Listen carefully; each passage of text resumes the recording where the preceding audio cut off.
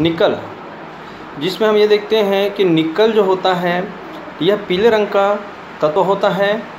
यदि धातु में यदि हम 5% निकल को मिला देते हैं तो इसके हार्डनेस और स्ट्रेंथ क्षमता बढ़ जाती है। और यदि हम धातु की डक्टिलिटी पर इसका कोई असर नहीं होता है। यदि हम धातु में 10% निकल 10 से 15% निकल मिला देते हैं तो धातु में ब्रिटलनेस का गुण आ जाता है। और यदि हम धातु में किसी निकल को 25% बढ़ाकर मिला देते हैं, 25% मिला देते हैं, तो वह स्टील टफनेस का गुण आ जाता है, चिमड़ापन का गुण आ जाता है और उस पर जंग नहीं लगता है। इसके साथ साथ इसकी बर्निंग पॉइंट भी बढ़ जाती है।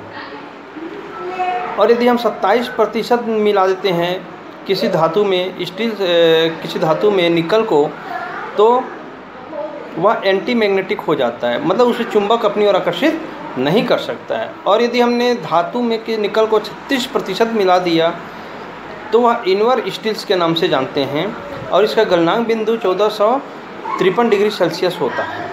तो ये हो जाता है हमारा निकल।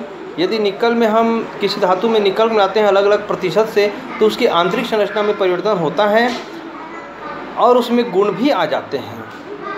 उसी प्रकार दूसरा नंबर टॉपिक हम अध्ययन करते हैं आज क्रोमियम। क्रोमियम यह एक सफ़ेद रंग का नीला झलक वाला तत्व होता है। इसको स्टील में मिलाने से हार्डनेस और टेंसाइल स्ट्रेंथ बढ़ जाती है।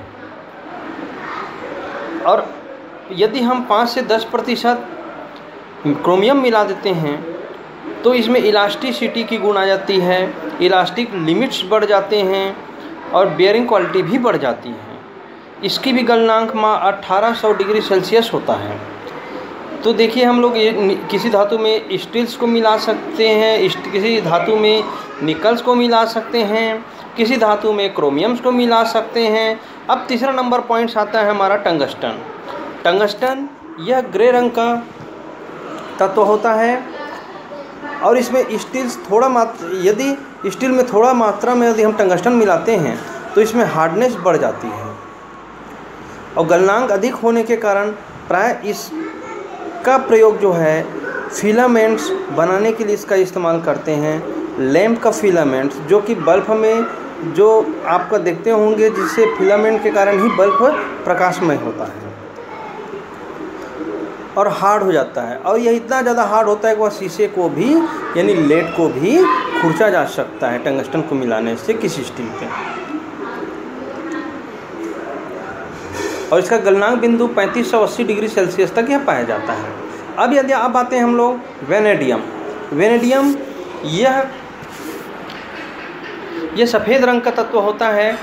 इसको ये स्टील में मिलाने से इसकी मेलिबिलिटी और हार्डनेस दोनों बढ़ जाती है। और यदि स्टील में 5% वेनेडियम मिला दिया जाए तो इसकी टेंसाइल स्ट्रेंथ, इलास्टिक लिमिट्स और कटिंग रेजिस्टेंस बढ़ जाता है।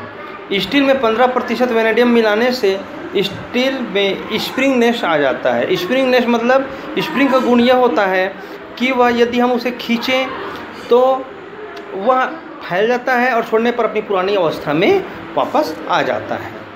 इसका गलनांक बिंदु 1730 डिग्री सेल्सियस होता है। वेनेडियम हमने अध्ययन किया कि निकल, क्रोमियम, टंगस्टन, वेनेडियम। अब आता है हमारा मैग्नीज।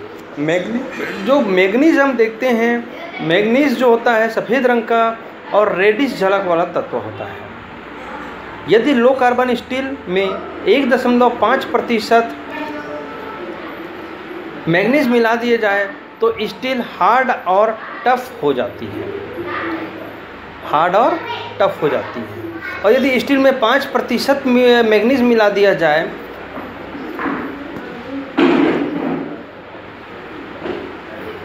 तो उसमें ब्रिटलनेस का गुण आता है, साथ साथ वह नॉन मैग्नेटिक का भी गुण हो जाता है। और यदि हम 11 से 15% यदि हम मैग्नीज मिलाते हैं तो वह इतना हार्ड हो जाता है कि उसे मशीनिंग कार्य क्रिया नहीं की जा सकती, वो बहुत ज़्यादा हार्ड हो जाता है। इसका गलनांक 1244 डिग्री सेल्सियस तक यह हो जाता है। अब आता है हमारा कोबाल्ट। कोबाल्ट जो होता है यह सफ़ेद रंग का तत्व होता है। इसको स्टील में मिलाने से इसकी मैग्नेटिक पावर बढ़ जाती है। और यदि हम यदि मिश्रण में 5% कोबाल्ट मिला दिया जाए तो वहाँ हार्डनिंग बढ़ जाती है और उस पर सीलिंग नहीं किया जा सकता है। यदि हम 35% 35% में कोबाल्ट को मिलाने से मिश्रण स्थायी चुंबक बन जाता है। मतलब जो यदि हम किसी धातु में कोबाल्ट को मिलाते हैं तो अस्थायी चुंबक तो वो बनता ही है, पर यदि हम 35% मिलाते हैं तो वह स्थायी मतलब परमानेंट चुंबक बन जाता है।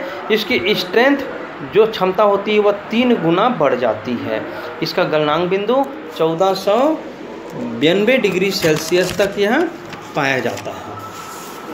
इसी प्रकार हम आगे बढ़ते हैं। मोलिब्डेनम यह सफ़ेद रंग का तत्व होता है। इसको किसी धातु में या स्टील्स में मिला देते हैं मोलिब्डेनम को, तो वह हार्डनेस और टफनेस का गुण बढ़ जाता है। प्रायः स्टील में 10% तक मिलाया जाता है। तो इसको मिलाने से स्टील को झटकों को सहन करने की क्षमता बढ़ जाती है और इसकी स्ट्रेंथ भी बहुत अधिक हो जाता है। ठीक है, अब आगे हम बढ़ते हैं एलॉय स्टील्स।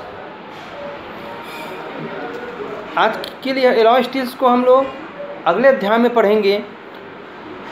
अभी हमने अध्ययन किया, एक बार हम पुनः रिवीजन कर लेते हैं। हमने पढ़ा था आज का टॉपिक में निकल, जो एलॉइंग्स एलिमेंट्स ऑफ स्टील्स टॉपिक में हमने ये देखा कि निकल के बारे में हमने पढ़ा, क्रोमियम के बारे में पढ़ा, टंगस्टन के बारे में हमने पढ़ा, वेनेडियम्स के बारे में पढ़ा, मैग्नीज के बारे में पढ़ा, कोबाल्ट्स के बारे में पढ़ा और मोलिब्डेनम्स। ये तत्व आपके 7 प्रकार के जो तत्व होते हैं जो किसी भी स्टील्स में मिलाने से उसके आंतरिक गुण में परिवर्तन हो जाता है और उसका नाम भी चेंज हो जाता है कुछ जो है स्टील्स तत्व में।